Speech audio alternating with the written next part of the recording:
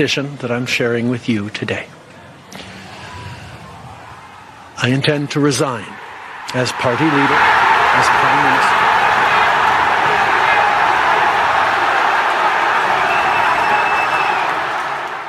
Ladies and gentlemen, the pleb is back. In this report, we got to talk about this Stephen Harper podcast that's flying underneath the radar because many interesting things were said in this episode, from Stephen Harper blaming Trudeau for the mess we are in with Trump to Stephen Harper giving absolutely beautiful praises to Pierre Poilievre.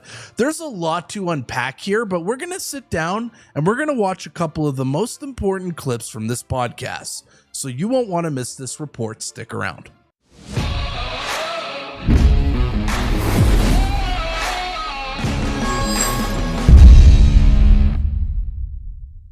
Well, guys, welcome to another special report. And the only thing I ask of you is to smash subscribe if you're not subscribed already. It's literally all I care about. But today's story will be about Stephen Harper, who appeared on a YouTube channel, a smaller YouTube channel, and this podcast is going under the radar, but there's so much gold in here. Stephen Harper appeared on a small YouTube channel yesterday by the name of Standpoint with Gabe Groisman, only has 304 subscribers. Go give them a follow on YouTube. But yeah, as you can see here, the video yesterday only has 11,000 views in one day. And there is so much gold in here that we gotta unpack it. Now, I've said this many times in the past. Stephen Harper, to me, is the greatest prime minister of all time. And what I'm about to show you next is going to exemplify it, why Stephen Harper is truly the GOAT. According to President Trump, about $200 billion a year protecting Canada. Went on saying he doesn't need, the U.S. doesn't need Canada's lumber, cars, or dairy, and maybe even Canada should be a 51st state. A lot out there, yeah, just in a couple weeks. You know, what's your reaction to all of that? Well, I must admit some degree of surprise. You know, we've always, I was, you know, in fact, our Conservative Party is a very, you know, pro-American, pro-Western party. I was probably the most pro-American prime minister in the history of our country. I view our relationship with the United States as one of Canada's great assets. You are our closest neighbor, our vital security partner, and you know, not just our friend and shared comrade in the propagation of the values of the free and democratic world everywhere. And I've always viewed this as a tremendous partnership. Let me just point something out. Shout out to Stephen Harper here for wearing the Canadian flag pin. Even when he's not prime minister, he's still repping our country. And Trudeau showed up to Jimmy Carter's funeral the other day with no pin on whatsoever, or he'll show up with like a UN pin, which sickens me. But shout out to Stephen Harper, who's a real patriot. I understand that, you know, Donald Trump may want some changes in trade arrangements, but I must admit to being shocked by some of the things he said. They're just not so. You know, first of all, we don't actually sell dairy into the United States, or sell almost none.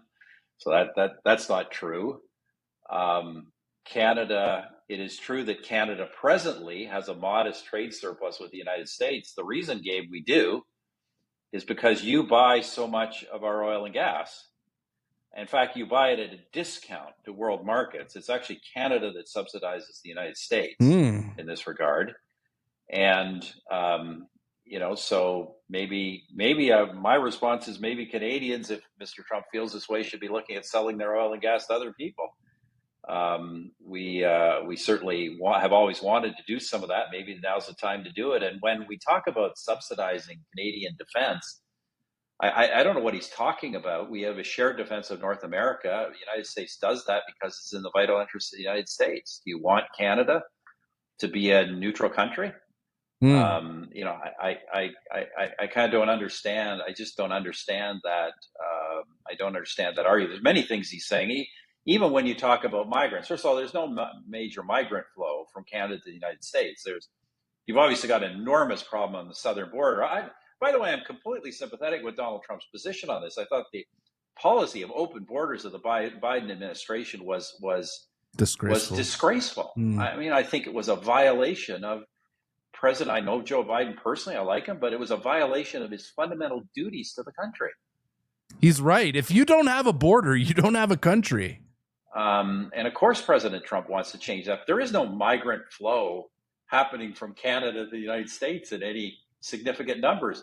And I'm going to tell you right now, drugs, guns, crime, most of those things flow north, not south.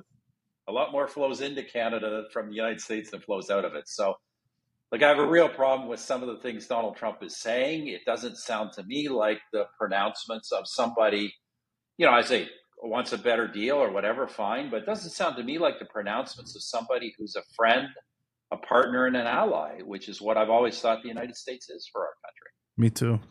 Yeah, there's a lot to unpack there. I mean, with regards to migration, obviously it's nowhere near what's happening in the southern border, but we do have the records they're at record level crossing from Canada into the United States. It's still far lower than and so some are crossing the other way too. Yeah. Right. Yeah. So there's definitely a lot of work to do. From where I sit, I think there might be something there of trying to push Trudeau out the door and just trying to show that Trudeau he's going to cook here. Won't be able to hang with the president.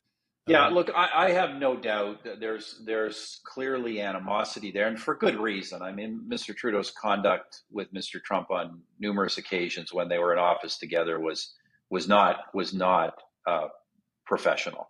Preach. And I can understand why there's some animosity. But look, whether or not we have Mr. Trudeau as our prime minister is our choice as Canadians. We don't tell you who to elect as president of the United States. And so as much as I'm glad to see Mr. Trudeau leaving, this is not Mr. Trump's decision. It's the decision of Canadians. Ultimately, it was the decision of Mr. Trudeau's own party. Yeah, that's true, Mr. Harper, but let's not pretend like President Trump winning didn't accelerate Trudeau's downfall. So yes, Stephen Harper is holding no punches back on President Trump, but I don't blame him. I mean, America is our best friends. This is our ally. So I completely understand where he's coming from, and I do kind of feel the same way. But one thing is for sure, and I actually believe this, if Stephen Harper was still the Prime Minister of Canada, we would not be having this drama with Trump, because we would actually have an intelligent and respectable leader who is strong when he needs to be strong and who is a statesman when he needs to be a statesman. Things would have been way different under Harper. But in our next clip of the night here, Stephen Harper, the great statesman, had some very nice things to say about the next Conservative Prime Minister of Canada, Mr. Pierre Poilievre. And I certainly think that the plummeting of Justin Trudeau popularity is really primarily about his government, which has become very unpopular because all of the results of that government are bad. I mean, virtually everything has been bad. It isn't just the economy. It isn't just the anti-Canadian culture, but it's also just Gabe. Canadian public services are not functioning properly. Not to interrupt here, but can you just imagine Stephen Harper, who handed off a beautiful, amazing country that worked well, that was respected, to Justin Trudeau, and watched Trudeau light it on fire? Can you imagine what this guy thinks when he sees Trudeau on television destroying the great country he built? I can't imagine. Our federal government has never really fully come back to work from COVID. I say it's just a totally dysfunctional government, and as you point out, it isn't just that it became unpopular in and of itself, but to the point where Justin Trudeau has been forced out by his own party.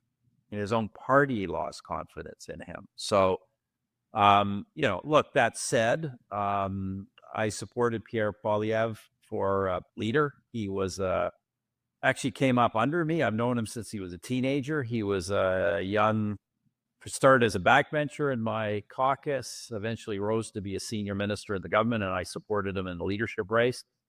And, he has done a great job of mobilizing a big segment of Canadian public opinion against the Trudeau government, giving them an alternative, and quite frankly, starting to paint a picture of a very different agenda for the country. So I think he also deserves credit, but, say Trudeau largely did it to himself. But I do think Pierre deserves a lot of credit, and I'm very, very confident that he will be the next prime. Or I should say that he will be the next government, not the next prime minister. Liberals will choose. They're right now in the process of choosing a new leader.